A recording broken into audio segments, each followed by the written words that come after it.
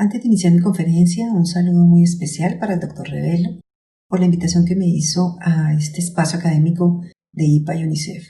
Voy a hablarles sobre los aspectos perinatales de COVID, cómo impacta esto a la mamá y al recién nacido, y cómo podemos nosotros proteger a este binomio. Soy la doctora Clara Esperanza Galvis Díaz, directora del Hospital Militar Central, soy pediatra neonatóloga general del Ejército, coordino el programa académico de la Asociación Colombiana de Neonatología y soy la directora del programa de pregrado y posgrado de pediatría de la Universidad Militar Nueva Granada. ¿Qué nos dice la evidencia? Que realmente no hay un mayor riesgo para la mujer embarazada que para la mujer no embarazada cuando hay COVID. Sin embargo, en relación al embarazo hay una morbilidad obstétrica que algunos artículos han reportado: parto pretérmino, ruptura prematura de membranas y sufrimiento fetal. Sin embargo, los datos no son tan consistentes y entendemos que hemos aprendido de lo que hemos visto en estos meses que han transcurrido del año. Sin embargo, los artículos hacen más referencia a la infección que se presenta en el tercer trimestre y algunos se relacionan con ruptura prematura de membranas, con sufrimiento fetal o con parto prematuro.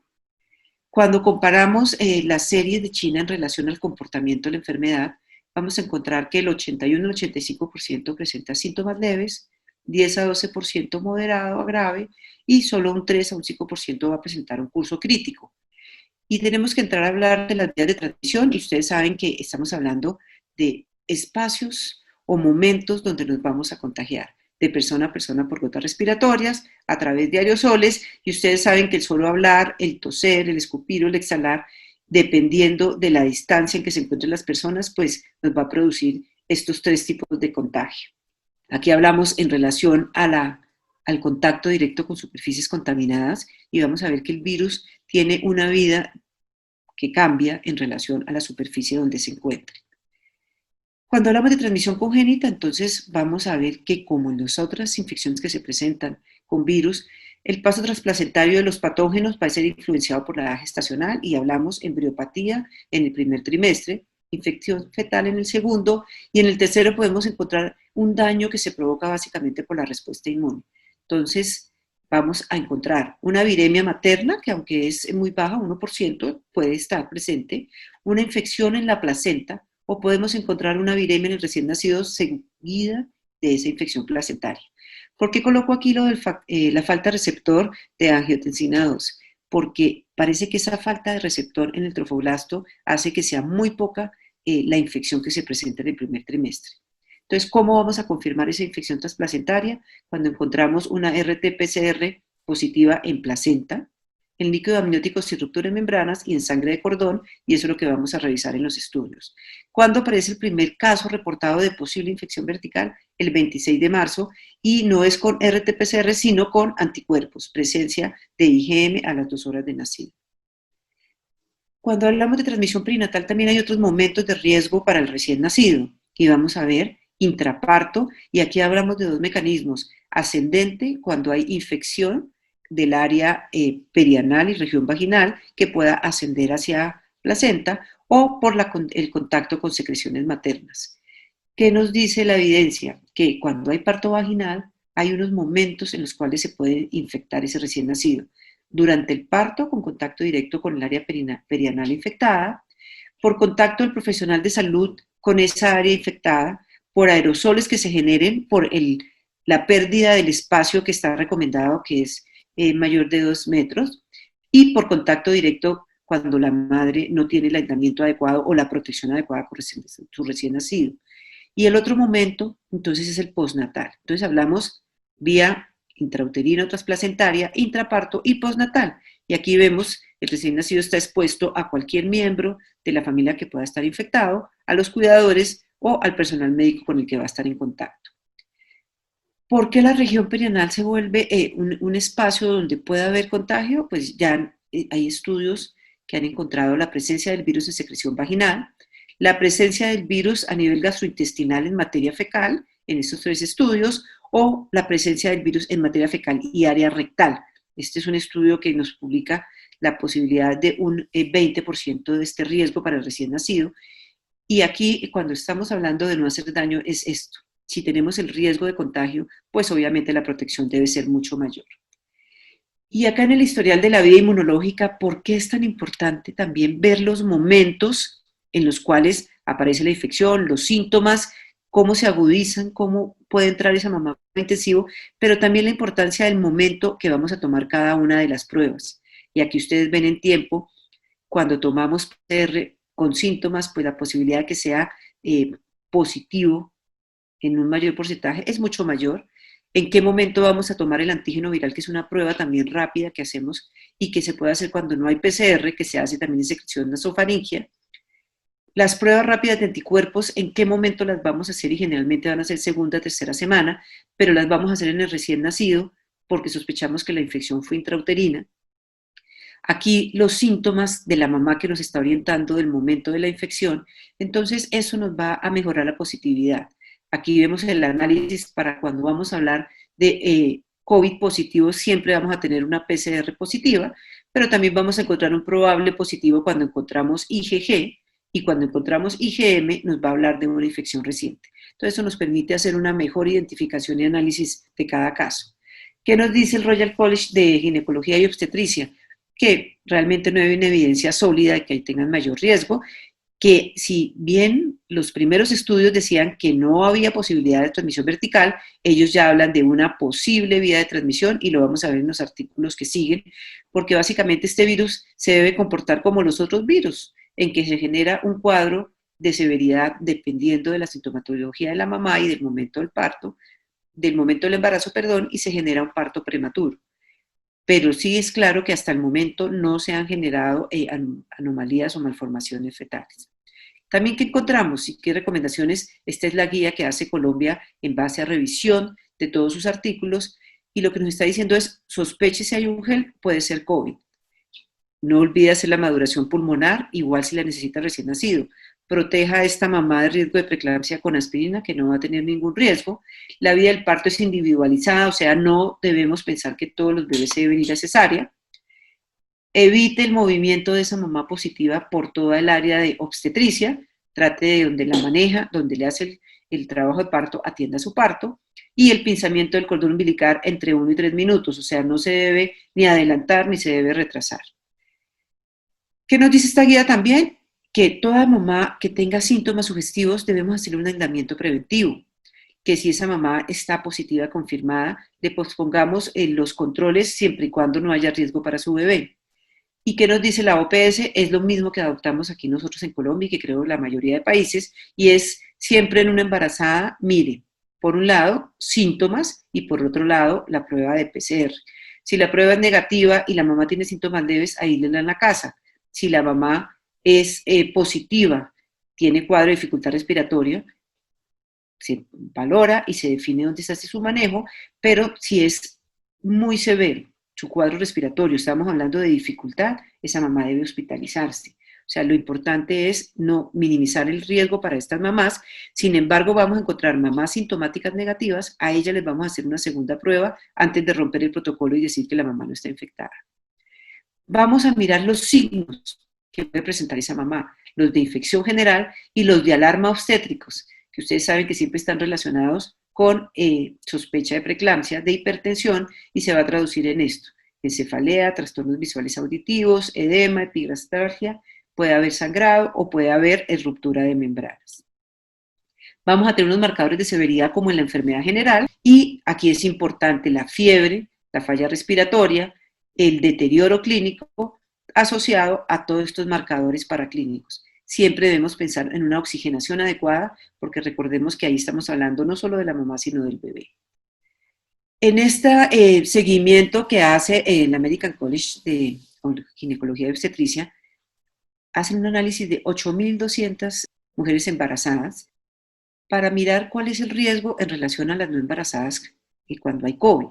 Entonces, ¿qué vamos a encontrar? Que sí hay un mayor ingreso a UCI, una de cada 68 versus una de cada 110.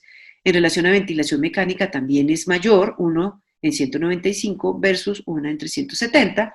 Y en relación a mortalidad no encuentra ninguna diferencia, pero sí hay algunos artículos que también apoyan que hay un 30% más de hospitalización para estas madres. En este flujograma no es nada diferente al que les mostré anteriormente en la OPS. Se identifican los síntomas, si son positivas se mira la severidad y aquí la severidad básicamente está dada por alteraciones del patrón respiratorio, dificultad respiratoria, la intolerancia a la vía oral o los cambios de comportamiento.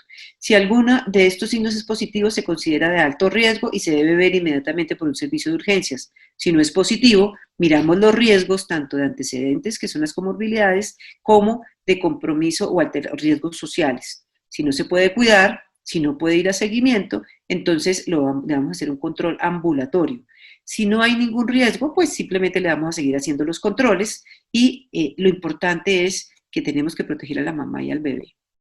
¿Qué estrategias y evidencia hay fuerte a favor? Que debemos evitar hipocamia, hipercamia para evitar cualquier trastorno de perfusión uteroplacentaria, que debemos hacer monitoría de esa fetocardia frecuente, que debemos recomendar, y aquí aparece la semana 28 como la de mayor riesgo y tenemos que estar haciendo un control porque el riesgo que hay en relación a ruptura de membranas, a disminución del líquido y a retardo de crecimiento está reportado en algunos estudios. Y la posición, aunque es una posición incómoda, la posición en prono, como a la población general, la debemos adoptar en estas maternas cuando encontramos alteración de la PAFI. Este es uno de los estudios que les quiero comentar. Son 1.481 partos en 3 hospitales de Nueva York. De ahí salieron 116 maternas positivas, o sea, el 8%. Y aquí el 74% de las mamás tuvieron síntomas, 44% tuvieron cesárea. A los bebés se aíslan, se manejan en incubadora, en aislamiento, en alojamiento compartido con las mamás. Se les permite lactancia. ¿Y qué encontramos? A las 24 horas de vida pudieron hacerle seguimiento a 120 recién nacidos, a los 5 a los 7 días a 79 y a los 14 solo 72, los otros ya no habían vuelto a los controles, todos tuvieron RT-PCR negativa, entonces la conclusión que hacemos acá es que si tenemos todos los elementos de protección, si hacemos todo con el cuidado y el rigor que nos recomienda, pues es muy poco probable que haya una transmisión perinatal y que el alojamiento conjunto y la lactancia materna son un procedimiento seguro cuando hay educación efectiva de los padres y yo creo que ese es nuestro compromiso. Este es otro estudio importante que también hace una revisión, son 10 artículos, 15 casos y vamos a analizar estos dos porque aquí están tratando de definir si hay transmisión perinatal o no. Y es un estudio desde diciembre del 2019 a mayo 15 del 2020, cogen mamás y bebés positivos, ellos se encuentran como un posible factor de riesgo parto prematuro y ruptura de membranas, pero cuando analizamos estos dos casos, que son de bebés pretérmino, 30 semanas, parto por cesárea, no hay ruptura de membranas, encuentran que además de la PCR hay positivo PCR para líquido amniótico, pero lo encuentran negativo en cordón y lo encuentran también en secreciones vaginales negativo, y el otro es un caso de 35 semanas, también cesárea, sin ruptura, pero que es positivo en placenta. Entonces, esto ya nos va apoyando que sí hay posibilidad de infección perinatal. Este otro estudio también, que es creo que de los más completos, tiempo 0 se lo hacen a la mamá cuando ingresa, tiempo 1 a la mamá y al recién nacido, y después en lactancia le miden RT-PCR tanto a la mamá como al niño y miden los anticuerpos y ustedes se van a dar cuenta acá que sí son positivos en estos dos pacientes que ellos sugieren transmisión vertical. Un caso severo de parto pretérmino, encuentran presencia del virus en plasma, en vagina, en cordón y en placenta, y un caso leve de un embarazo a término, encuentran el virus en placenta, pero en el recién nacido encuentran presencia de IgG e IgM y ellos lo interpretan como el caso severo, una infección sistémica importante con un proceso inflamatorio que seguramente alteró la permeabilidad de la placenta y que permite que pueda haber presencia de anticuerpos y que definitivamente la presencia de citoquinas sí genera un gradiente entre las vellosidades y el espacio intervelloso y esos leucocitos que están en esa posición o en esa área son los que van a generar la diseminación. Este es otro artículo importante de una mamá de 23 años, G1 para 0, 35 semanas, con una cesárea con membranas intactas, y ustedes a la izquierda aquí ven las gráficas de PCR de la mamá y del recién nacido, y hacen el estudio de genes E y S. ¿Cómo interpreta uno aquí la curva? Es que la amplificación se hace aquí en relación al número de ciclos y se mira qué tanta es la carga. Si es positiva, si aparece amplificada a menores ciclos, pues obviamente la carga es mucho mayor. Y fíjense que acá tomaron en todas estas áreas o secreciones PCR y vean acá, los resultados para la mamá, bien, una carga viral muy alta en placenta y estuvo presente en todos, y para el recién nacido encontramos que para el día 1 en secreción nasofaringea, vean la carga viral, pero al día 3 cómo ha aumentado, o sea que ese niño sí realmente está infectado y no se considera que haya contaminación porque apareció positivo en todos. Entonces aquí las conclusiones son que la viremia materna alcanza la placenta y que definitivamente la respuesta inflamatoria sí se puede demostrar por la presencia del virus tanto histológicamente como por inmunohistoquímica, y ellos hablan en este caso de una infección congénita probada. O sea, el virus estuvo en líquido amniótico previo a la ruptura de membranas y en sangre de cordón en forma temprana. Este es otro caso de una materna de 34 años, un índice de masa corporal de 35.9, 39 semanas, la mamá la hospitalizan por síntomas leves, se complica, hacen la cesárea, inicialmente vamos a encontrar un recién nacido asintomático, pero ya vemos que al quinto día hace fiebre y aparece positivo tanto en tracto respiratorio como en materia fecal encontramos PCR positiva para ese virus.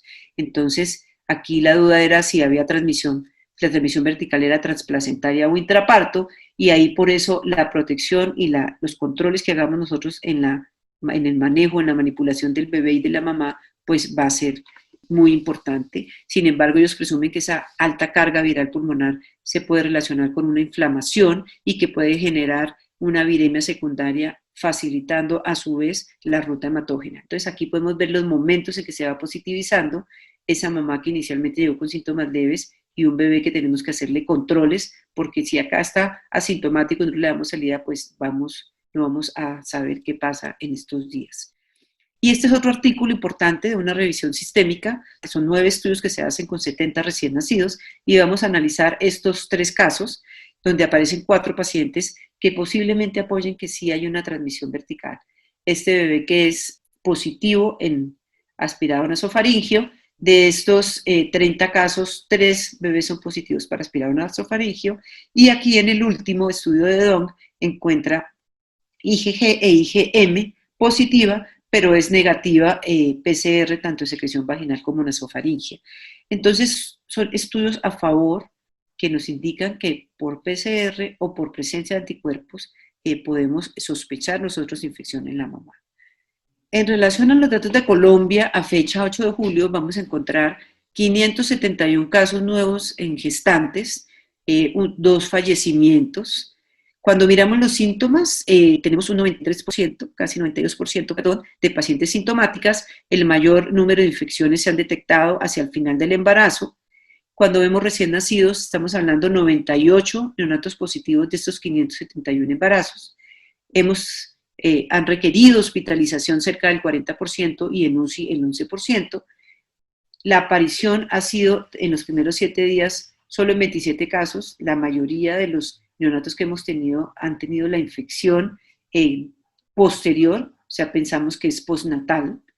Entonces aquí la conclusión, ¿cuál es? Que el COVID en el periodo perinatal es una evidencia en construcción, que la protección es importante, que si nosotros seguimos todos los protocolos, pues obviamente protegemos a la mamá, al bebé y nos protegemos nosotros, que esto no debe evitar una atención humanizada, que cuando trabajamos en equipo los resultados son mucho mejor, que la educación tiene que ser permanente y que debemos cuidar o vigilar la salud mental porque el aislamiento de estas mamás, el miedo del riesgo con su bebé, pues va a ser muy importante, entonces el acompañamiento es básico. No hacer daño en relación a que debemos hacer un seguimiento adecuado, no nos debe dar susto controlar esas mamás. El parto vaginal sigue siendo la vía de elección, solo cesárea cuando realmente la clínica lo exija. Tener en cuenta la anestesia que vamos a utilizar cuando sabemos que una paciente está en riesgo y cuando hemos mirado todos estos marcadores, revisar permanentemente las medidas de protección para minimizar cualquier riesgo e incluir a las familias en las decisiones. O sea, de eso se trata, no hacer daño. El miedo no puede alejarnos de una atención humanizada. Muchísimas gracias.